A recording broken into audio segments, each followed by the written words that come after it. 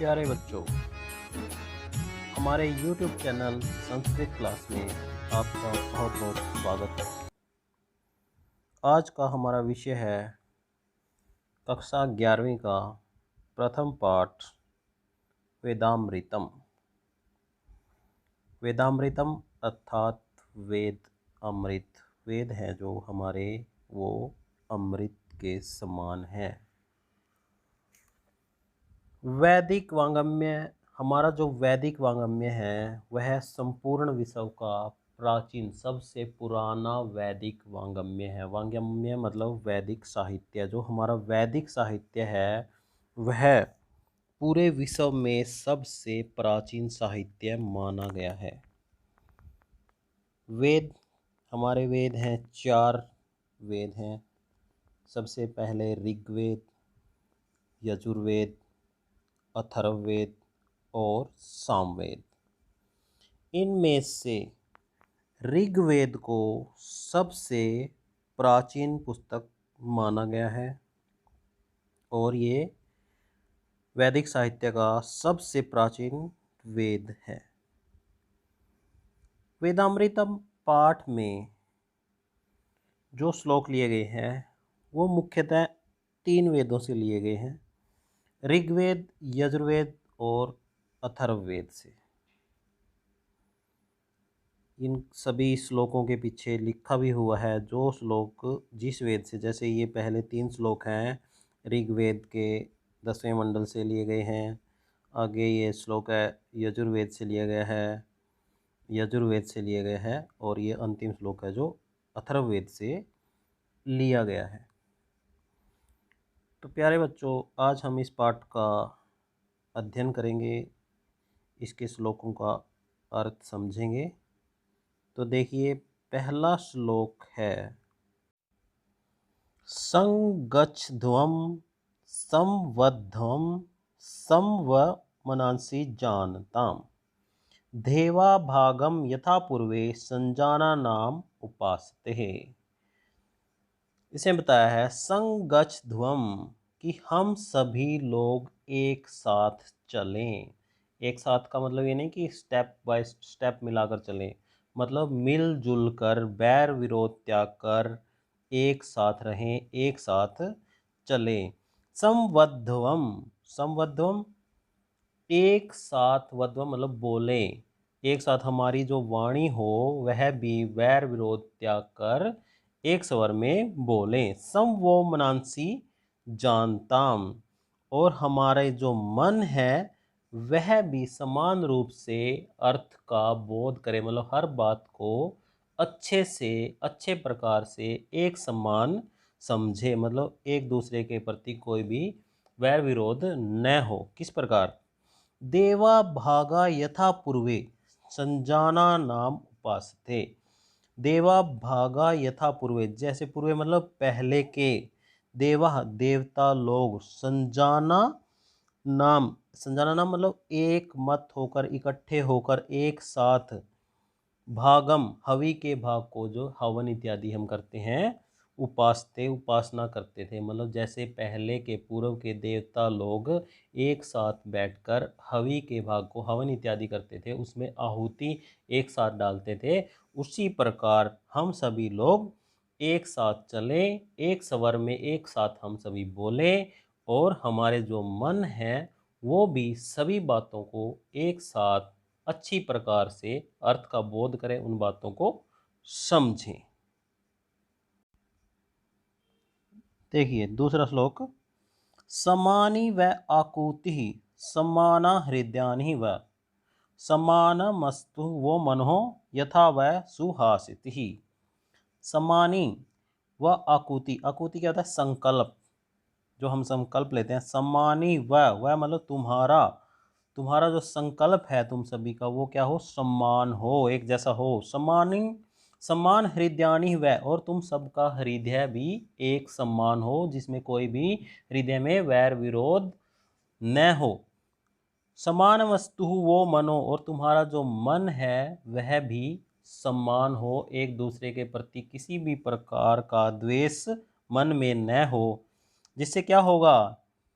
यथा वा सुहासिति, कि जिससे तुम्हारी संगति सुंदर हो जाए। ऋग्वेद में बताया है कि तुम सभी के संकल्प समान हो, तुम सभी का हृदय समान हो, और तुम्हारे मन समान हो, तुम्हारी सोच समान हो, जिसमें कोई भी मतलब बुराई न हो, वैर विरोध न हो, जिससे क्या होगा, तुम सभी की संगति सुंदर हो जाएगी, सुंदर संगति हो जाएगी। तीसरा श्लोक देखिए। मधुवातारितायते मधुक्षरंति सिंधव माध्वीर्न सत औषधि। इस ऋग्वेद के इस मंत्र में ईश्वर से प्रार्थना की गई है कि हर तरफ माधुर्य, सुंदरता और स्वच्छता फैली रहे। मधु वाता रितायते, रितायते किसके लिए यूज किया गया है? रितायते मतलब यज्ञ करने वाले यजमान के लिए, जो लोग यज्ञ करवाते हैं, यज्ञ करते हैं, उनके लिए। वाता, वाता मतलब वायु। मधु, मधु मतलब माधुर्य से युक्त हो, बहुत ही स्वच्छ हो। मधुक्षरंती सिंधवै, सिंधवै क्या होता है? हमारी नदियों का जो जल है, सागरों का जो जल है, समुद्र का जल है। सिंधवै, क्षरंती मतलब बहे, बहता रहे। कैसा? मधु, मधुर, स्वच्छ हो। हमारी नदियों का जो जल है वह भी स्वच्छ हो। माधवीन सत्व औषधि, और जो हमारी औषधियां हैं, हमारी जो जड़ी बूटियां हैं, वो भी यज्ञ करने वाले यजमान के लिए, हमारे सभी के लिए क्या, कैसी हो? माधुर्य से युक्त हो, मतलब स्वच्छ हो। ऋग्वेद में इसमें प्रार्थना की गई है ईश्वर से कि हमारी जो वायु है वह माधुर्य से युक्त हो, हमारी जो नदियों का जल है वह भी माधुर्य से युक्त, मतलब स्वच्छ रूप से बहे, और हमारी जो जड़ी बूटियां हैं, हमारी जो औषधियां हैं, वो भी माधुर्य से परिपूर्ण हो, मतलब वो भी सभी स्वच्छ रहें, उनमें कोई दोष न हो। नेक्स्ट देखिए, इस श्लोक में, इस मंत्र में, यजुर्वेद से लिया गया मंत्र है, इसमें मन की स्थिति के बारे में बताया गया कि हमारा मन है जो है किस प्रकार का है। यद जागृतो दूरम उदैति दैवम तदु सुप्तस्य तथैव वेति दुरंगम ज्योतिषाम ज्योतिरेकम तन्मे मनः शिव संकल्पम अस्तु। मन के बारे में बताया गया कि यह जो हमारा मन है, यद जागृतो दूरम उदैति देव, जागते हुए का बहुत दूर पहुंच जाता है, कि मतलब हम जब जागते होते हैं, नींद में नहीं होते, तो मन में कुछ ना कुछ सोचते रहते हैं, और वह हमारा मन बहुत दूर तक सोच सकता है, बहुत दूर तक चला जाता है।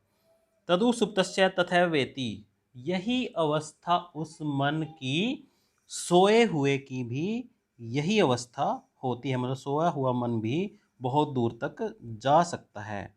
तो यह मन कैसा है? दुरंगम ज्योतिषाम ज्योतिरेकम, यह एक प्रकाश के समान है, मतलब दूर तक पहुंचने वाले एक प्रकाश। जिस प्रकार सूर्य का प्रकाश बहुत दूर तक पहुंच जाता है, उसी प्रकार हमारा मन भी एक ज्योति के समान है, एक प्रकाश के समान है, जो सोवा हुआ भी और जागते हुए भी बहुत दूर तक पहुंच जाता है। ऐसा हमारा मन कैसा हो? तन्मेह मनः शिव संकल्पम मस्तु, ऐसा हमारा मन कल्याणकारी विचार धारा वाला बने, मतलब अच्छा बने।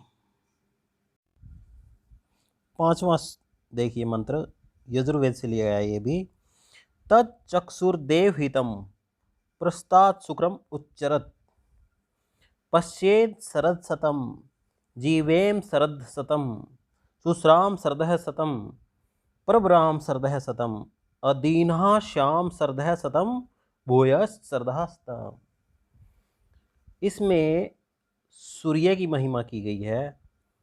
तच्चक्षुर देवहितम, देवहितम मतलब देवताओं द्वारा स्थापित। चक्षु, चक्षु क्या होता है? नेत्र के समान, आंख के समान। जो हमारा सूर्य है वह देवताओं द्वारा स्थापित एक चक्षु के समान है, आंखों के समान है, जो कहाँ पर है? प्रस्ताव, पूर्व में स्थापित है। शुक्र, शुक्र मतलब एक तारे के समान उच्चर उदय होता है। एक शुक्र में एक तारे, पूर्व में एक तारे के समान उदय होता है, उसकी कृपा से। पश्येद शरदः शतम, पश्येद मतलब देखते रहें, शरदः शतम 100 सालों तक, उसकी कृपा से हम 100 वर्षों तक देखते रहें। जीवेम शरदः शतम, और 100 वर्षों तक जीवित रहें। सुश्रेयाम सरदह शतम, उसकी कृपा से 100 वर्षों तक हम सुनते रहें, हमें सुनाई देता रहे, हमारे कान ठीक रहे। प्रभ्रवाम सरदह शतम, और उसकी कृपा से हम 100 वर्षों तक बोलते रहें। अदीनः श्याम सरदह शतम, और दीनता से रहित, मतलब गरीबी से रहित, 100 सालों तक हम गरीबी से रहित रहे। भूयश्च सरदह शतम, और इसके बाद भी अगर हम 100 साल से भी ज़्यादा जीवित रहें तो इसके बाद भी हमारी यही स्थिति बनी रहे कि जो वह शुक्र, जो वह तारा है, नेत्र रूपी तारा है, जो हमारा सूर्य है, उसकी कृपा से हम 100 साल के बाद भी देखते रहें, जीवित रहें, सुनते रहें, बोलते रहें और गरीबी से दूर रहें। वेदामृतम पाठ का छठा और आखिरी मंत्र देखिए, अथर्ववेद के पृथ्वी सूक्त से लिया गया है। जनै विभृति बहुधा विवात्समः, नाना धर्माणां पृथ्वी यथोक्षम, सहस्त्रधारा द्रविणस्य मेदुहाम, ध्रुवेव धेनुर सुफुरंति। इसमें पृथ्वी से प्रार्थना की गई है कि हे पृथ्वी, जन्म विभृति बहुधा विवात्सम, नाना धर्मा पृथ्वी यथोक्षम। यथोक्षम मतलब जिस प्रकार पृथ्वी जनय विभृति, लोगों को, विभृति मतलब धारण किए हुए, किस प्रकार के लोगों, बहुधा विवासम बहुत अधिक, अनेक को, बहुधा मतलब अन्य अन्य, अनेक प्रकार की, विवासम भाषा बोलने वाले लोग, और नाना धर्माण, और अनेक प्रकार के धर्म के, अलग अलग धर्म के, हिंदू मुस्लिम सिख ईसाई इस पृथ्वी में सभी है ना, और सभी अनेक प्रकार की भाषा बोलने वाले हैं, कोई हिंदी बोलता है, कोई इंग्लिश बोलता है, संस्कृत भी बोलते हैं बहुत से लोग, उन सभी को एक समान हमारी पृथ्वी धारण किए हुए है। सहस्त्रम धारा द्रविणस्य में दूहा ध्रुवेव धेनु, और जो एक गाय होती है, सहस्त्र मतलब हजारों धाराओं के साथ दूध को हमें देती है, उसी प्रकार की हे पृथ्वी, धेनु सफुरंती, हे पृथ्वी तुम भी उसी गाय के समान हमें धन धान्य से परिपूर्ण करो। तो प्यारे बच्चों, इस पाठ को वीडियो के माध्यम से अच्छी प्रकार से समझो और समझकर इसके सरलार्थ को पक्की कॉपी में लिखो।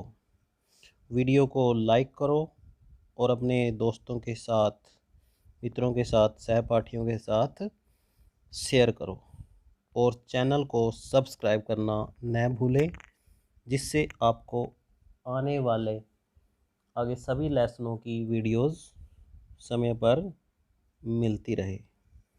धन्यवाद।